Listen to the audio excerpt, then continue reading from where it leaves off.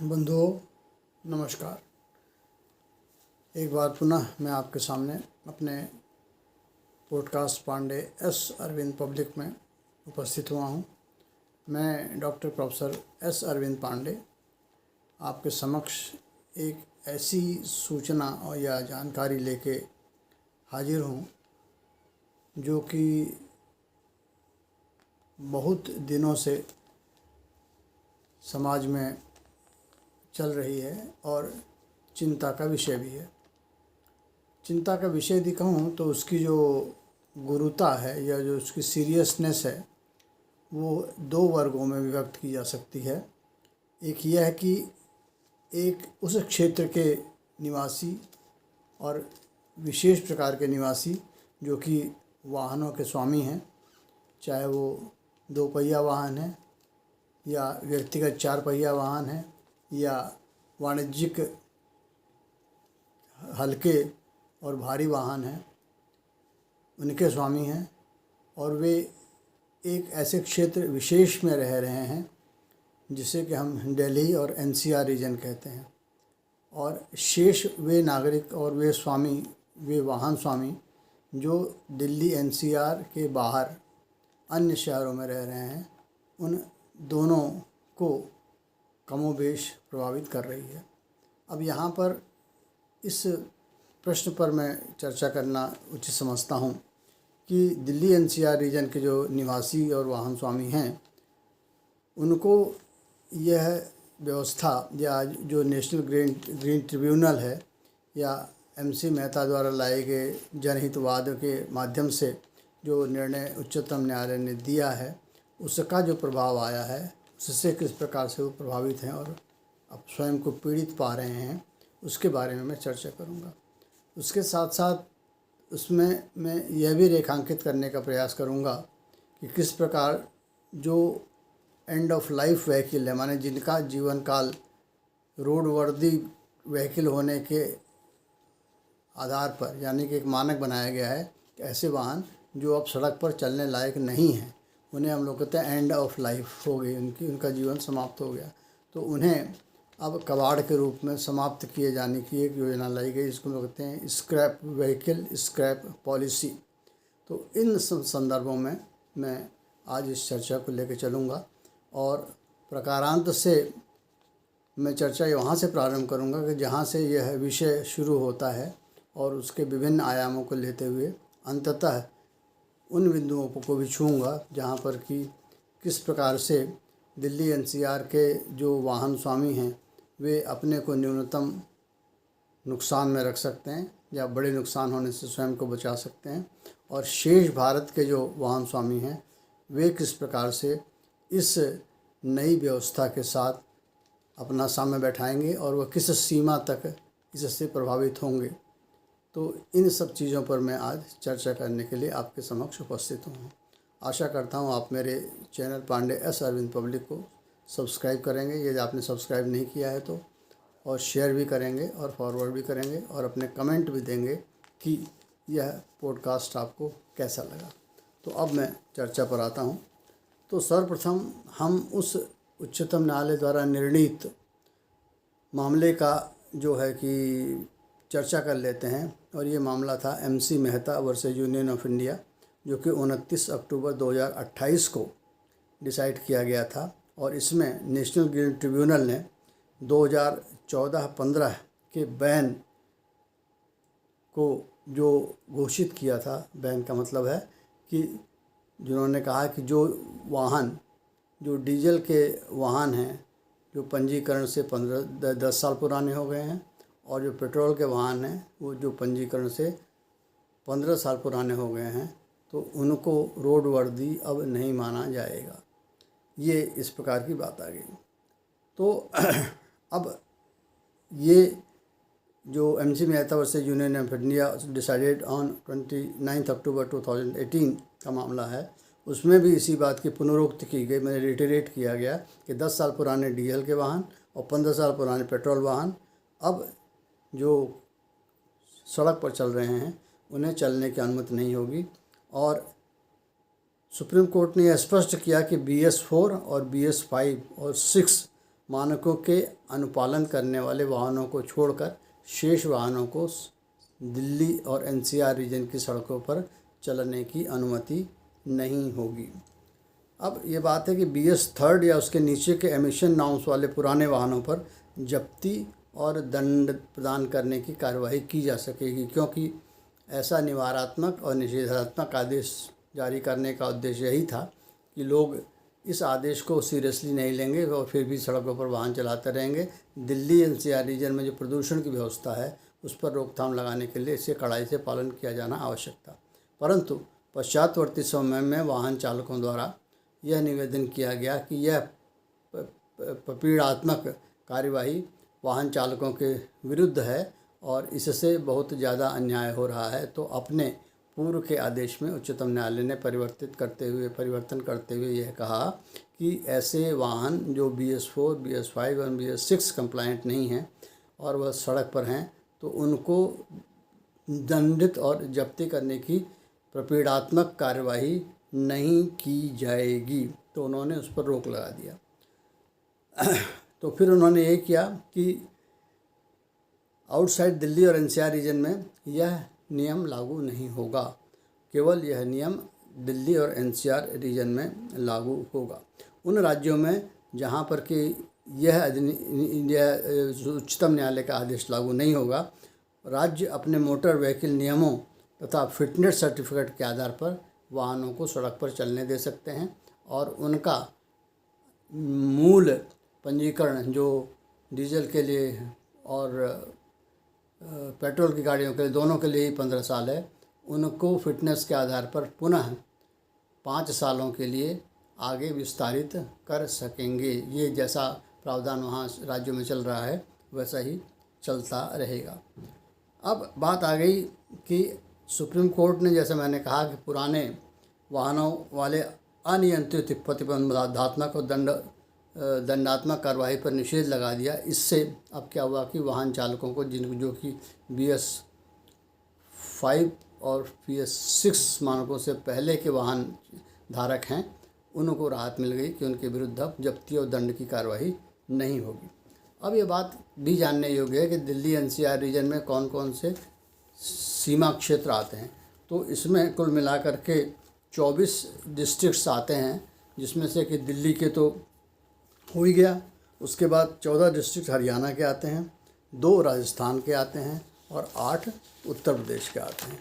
तो दिल्ली जो राजधानी क्षेत्र है वो तो है ही है, उसके पश्चात 14, 8, 22 और 2, 24।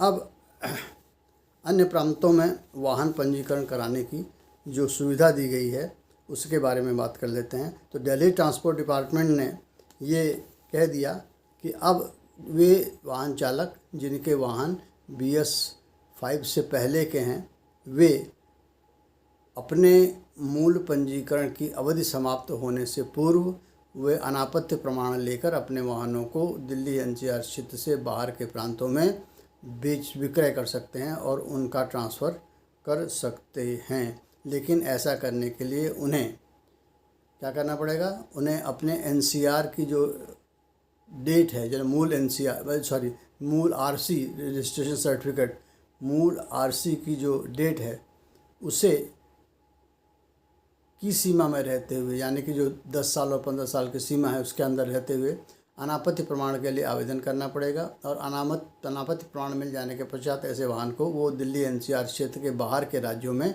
24 जो ज़िले हैं जो मैंने आपको बताया 14, 8, 22 और 2, 24 और दिल्ली राजधानी क्षेत्र के बाहर राज्यों में और जिलों में वे उसको बेच सकते हैं।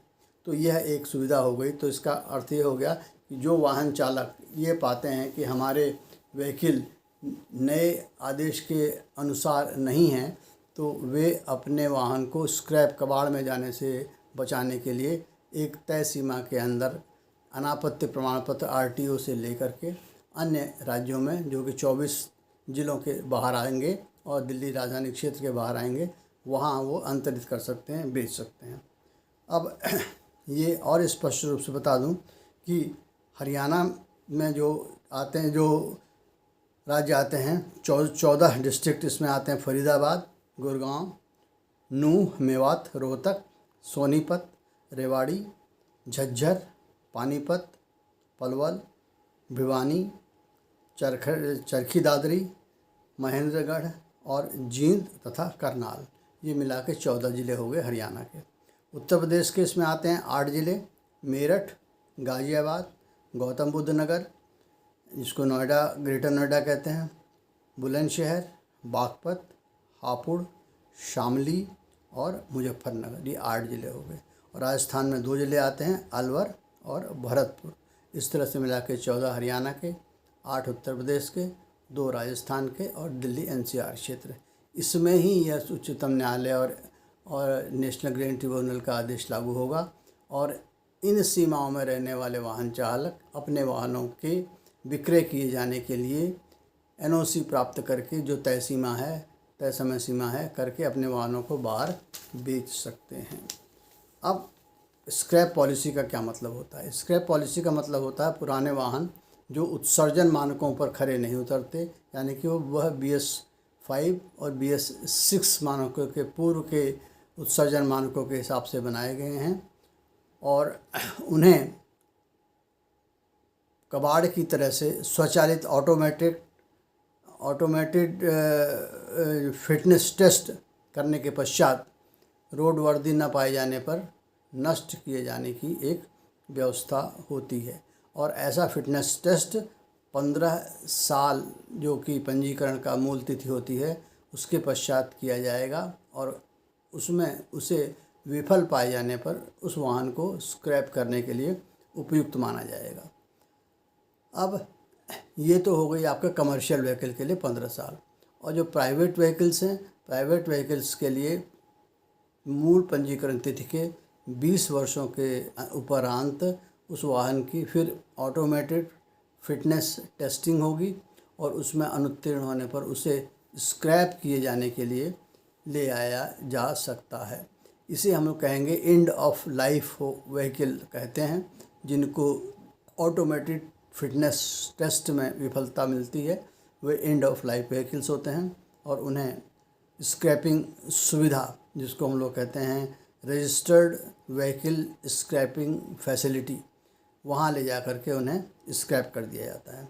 अब इस स्क्रैपिंग फैसिलिटी में जो कुछ इंसेंटिव्स दिए गए हैं उनके बारे में बात करें, क्योंकि कोई भी व्यक्ति अपने वाहन को स्क्रैप नहीं कराना चाहता, उसके मन में एक दुख भी होता है, एक आर्थिक नुकसान का पक्ष भी आता है। तो इस चीज़ को मिटिगेट करने के लिए या इस चीज़ का शमन करने के लिए, इस चीज़ को संतुलित करने के लिए सरकार ने एक स्कीम बनाई है, जिसके अंतर्गत उस व्यक्ति को जिसका वाहन 20 साल पुराना हो गया, ऑटोमेटेड फिटनेस टेस्ट में वह विफल हुआ, वह रोड वर्दी नहीं माना गया, एंड ऑफ लाइफ हो गई उस व्हीकल की, तो उस वाहन को, जिसके वाहन को स्क्रैप किया जा रहा है या कबाड़ की तरह तोड़ा जा रहा है, उसे क्या वैकल्पिक व्यवस्था के अंतर्गत प्रोत्साहन प्रदान किया जाएगा, इसके बारे में बात कर लेते हैं।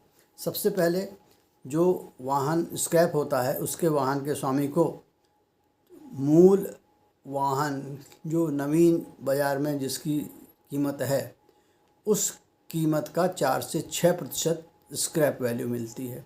मान लीजिए उदाहरण के तौर पर, यदि जिस मेक का, जिस ब्रांड का, जिस कंपनी का कोई वाहन स्क्रैप किया जा रहा है, तो आज की तारीख में उसकी क्या वैल्यू है, उस वैल्यू का 4 से 6% विद डेप्रिसिएशन जो वैल्यू निकल के आती है उसका उसको स्क्रैप वैल्यू प्रदान की जाएगी।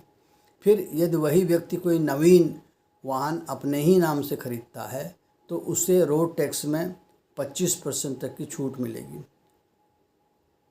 और यह व्यक्तिगत वाहन पर मिलेगी। यदि आप वाणिज्यिक वाहन क्रय करते हैं तो उस पर 15% तक की छूट मिलेगी। यदि मोटर व्हीकल एक्ट में आप पंजीकरण कराते हैं तो शुल्क में ये जो है वो पूर्ण मुक्ति मिलती है। यदि नवीन प्रमाण पत्र, नवीन वाहन क्रय किया जाता है और उसे क्रय करते समय सर्टिफिकेट ऑफ डिपॉजिट, जो कि स्क्रैप करने वाली रजिस्टर्ड एजेंसी है, वहाँ से प्राप्त होता है, उसको प्रस्तुत करने पर आपको रोड टैक्स में पूरी छूट मिल जाती है रजिस्ट्रेशन में। लगभग 5% की विशेष छूट निर्माण की लागत में मिलती है, जो कि विशिष्ट वाहन निर्माता द्वारा अपने एंड से प्रदान की जाती है। और यह सब लाभ उस वाहन स्वामी को तभी मिलेगा जब वह 2 वर्षों के अवधि के अंदर वाहन स्वयं अपने नाम ही लेता है। दिल्ली और एनसीआर क्षेत्र में वे सभी शर्तें उसी प्रकार लागू हैं जैसे कि शेष भारत के राज्यों में लागू हैं। अब बात आती है कि दिल्ली और एनसीआर क्षेत्र के मोटर मालिकों में विशेष चिंता क्यों है। शेष भारत के निवासियों व मोटर वाहन स्वामियों से अधिक चिंतनीय व पृथक श्रेणी की चिंता दिल्ली एनसीआर रीजन में रहने वाले वाहन चालकों या वाहन चालक जो कि स्वामी भी हैं उनको है, क्योंकि उनका कोई भी वाहन जो डीजल वाहन है वह पंजीकरण से 10 साल और जो पेट्रोल वाहन है वो पंजीकरण से 15 साल के पश्चात वह रोड वर्दी नहीं माना जाता। तो वाहन स्वामियों का यह कहना है कि मात्र रजिस्ट्रेशन की तिथि से एक तय अवधि के उपरांत किसी वाहन को रोड वर्दी न मान लेना यह अतार्किक है, क्योंकि प्रत्येक वाहन का स्वामी और प्रत्येक वाहन जरूरी नहीं कि एक ही प्रकार से उसकी क्षमता में क्षरण हो। हर वाहन एक प्रकार से अपनी क्षमता नहीं खोता या एक प्रकार से अपने उत्सर्जन मानकों में निरंतर वृद्धि नहीं करता। कुछ वाहन ऐसे होंगे जो बहुत कम चले होंगे और वो एज गुड एज न्यू होंगे और उनका उत्सर्जन बहुत कम होगा। नाइट्रस ऑक्साइड हो गया, सल्फर ऑक्साइड हो गया या पीपीएम हो गया, तो इन सब के उत्सर्जन जो है बहुत कम होंगे। और बहुत कुछ वाहन ऐसे होंगे जो बहुत कम समय चले होंगे लेकिन बहुत दीर्घ या लंबे माइलेज को कवर कर लिए होंगे, तो उनके इंजन में घिसावट अलग होगी, तो उससे निकला हुआ उत्सर्जन ज़्यादा होगा। तो कहने का अर्थ है कि सभी वाहनों को बिना उनकी प्रत्येक वाहन की विशेष स्थिति का आकलन किए एक ही मानक पर मान करके सभी को रोड वर्दी न मानना यह अतार्किक, अयुक्तियुक्त और पूर्वाग्रह से ग्रस्त है। इसके लिए इस प्रकार के आदेश को हम अनुचित मानते हैं। प्रत्येक वाहन को उसके अपने गुण दोष के आधार पर रोड वर्दी मानना चाहिए या रोड वर्दी नहीं मानना चाहिए। ये वाहन मालिकों का उच्चतम न्यायालय में अपना पक्ष रखा गया है और अभी इस पर सुनवाई हो रही है। उच्चतम न्यायालय ने अपना कोई अभी वर्डिक्ट उस पर नहीं दिया है। हाँ, परंतु यह व्यथा रखे जाने पर न्यायालय ने यह जरूर कह दिया कि अब ऐसे पुराने वाहनों की दंड के प्रति दंडात्मक और जब्ती की कार्रवाई तब तक नहीं की जाएगी जब तक कि अग्रिम आदेश हम नहीं दे देते।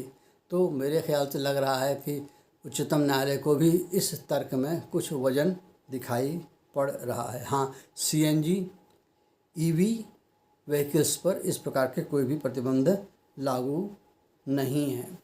अब यहाँ पर आपको एक चीज़ और से परिचित कराना चाहूँगा कि भारतवर्ष में किस प्रकार से उत्सर्जन नॉर्म्स का जो एक विकास हुआ है उसके बारे में हम जान लेते हैं कि किस प्रकार से यहाँ पर उत्सर्जन नॉर्म्स को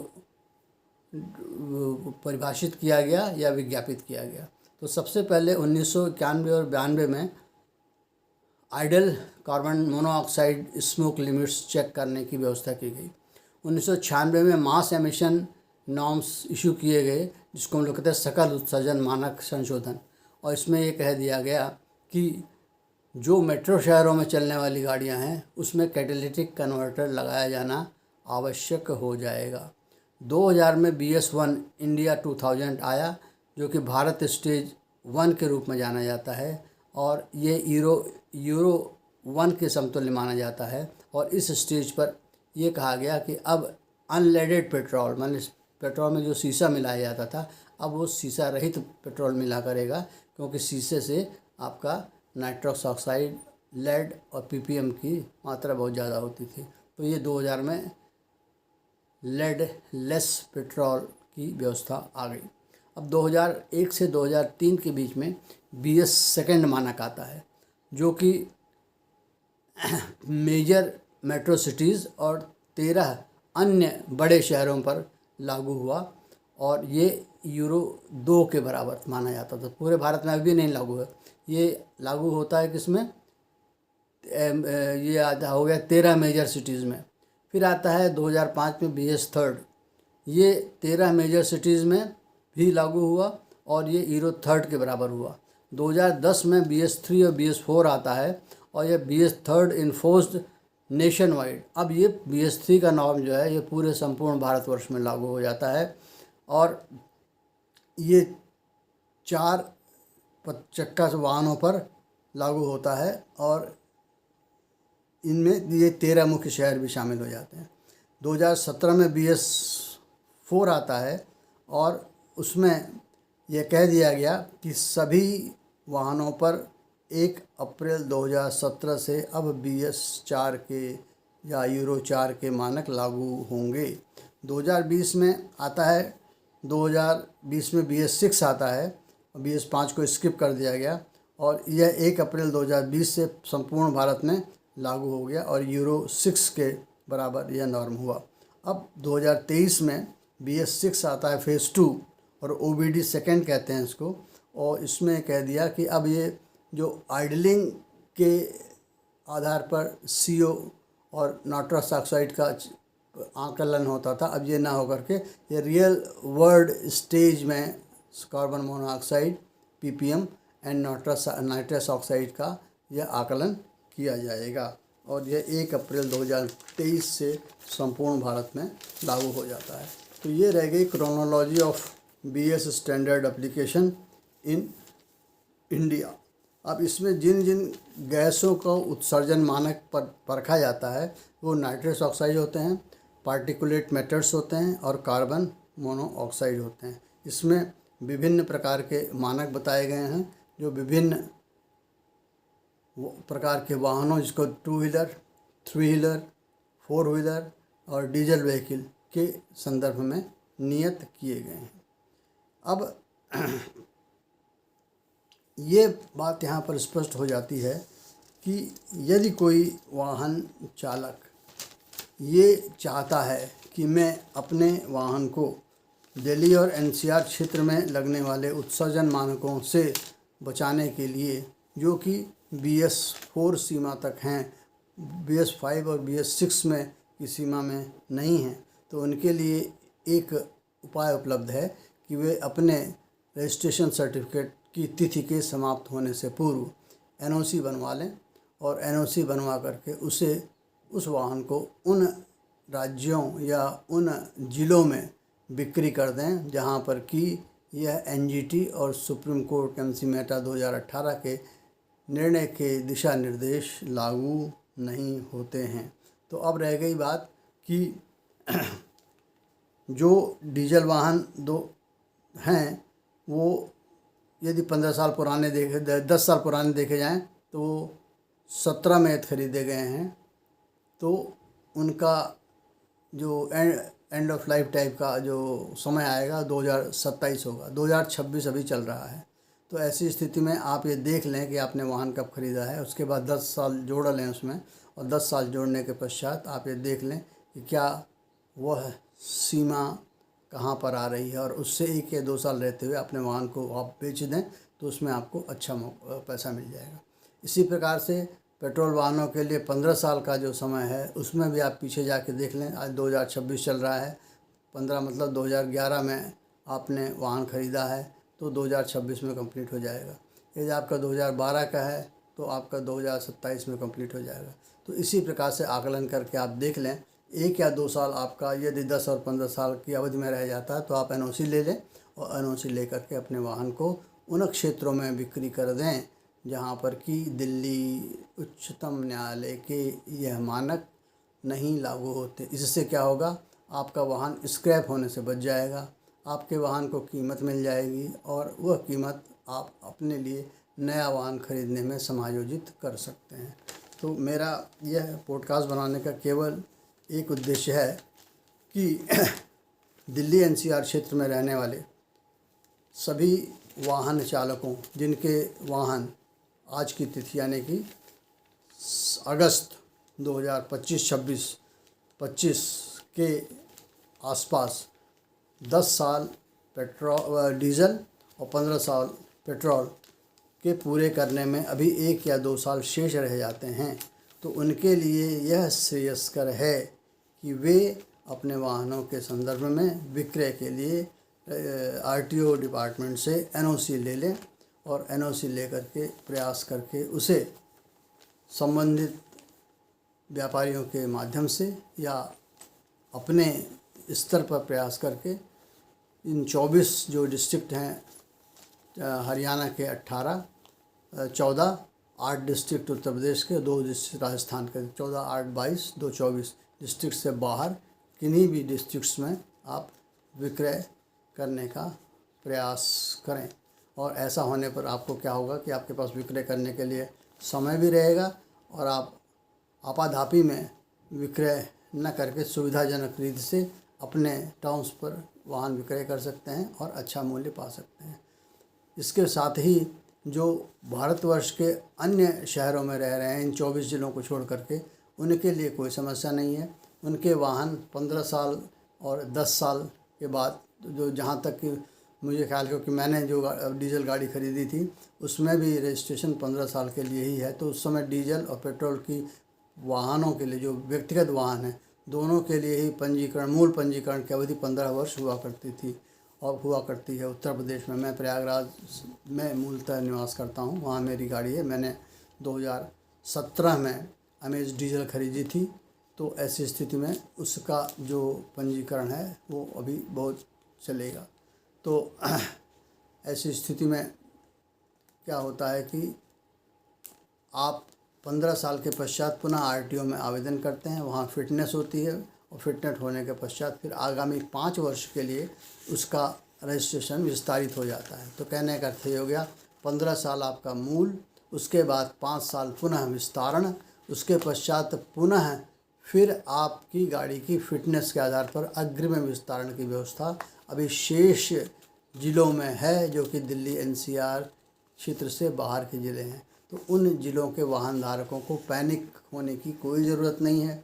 उनके साथ अभी भी वैसी ही व्यवस्था उपलब्ध है जैसी कि पहले पूर्व में विद्यमान थी, क्योंकि वहाँ पर पर्यावरण प्रदूषण की समस्या नहीं है।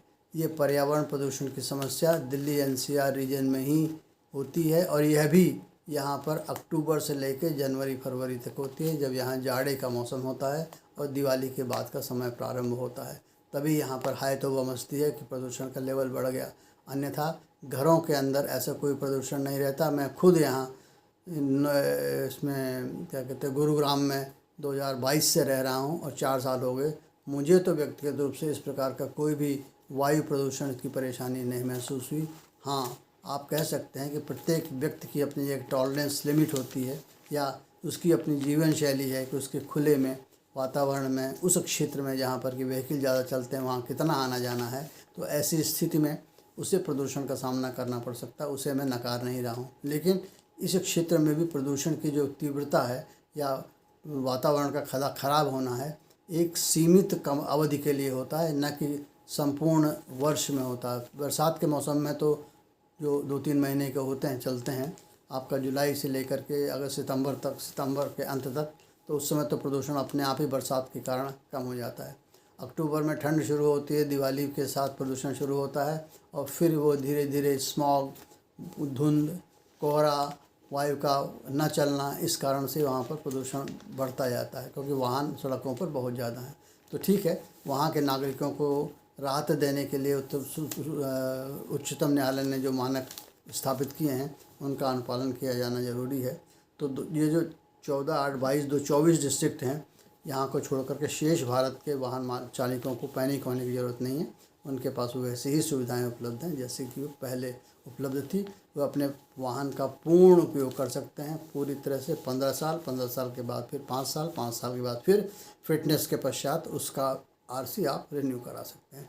रह गई इन 24 जिलों की बात, तो यहाँ के जो वाहन मालिक हैं वह यह ध्यान दें कि वाहन क्रय करने के पश्चात मूल रजिस्ट्रेशन के 10 और 15 वर्षों की सीमा के अंतर्गत एनओसी लेकर के अपने वाहनों को उन क्षेत्रों में बेच दें जहाँ पर कि ऐसे जो नियंत्रण है या जो नियंत्रित मानक हैं वह नहीं लग रहे हैं। उन्हें अच्छा पैसा भी मिल जाएगा, उनका वाहन स्क्रैप नीति में जाने से, इम्पाउंड होने से बच भी जाएगा और वे नए वाहन खरीदते समय प्रोत्साहन के जो मानक हैं उनका लाभ भी ले सकते हैं। आशा करता हूँ यह पॉडकास्ट आपको पसंद आया होगा और सूचनापरक रहा होगा। आप अपना ध्यान बनाए रखिएगा, सब्सक्राइब भी कर दीजिएगा, लाइक करिएगा और फॉरवर्ड भी करिएगा। नमस्कार।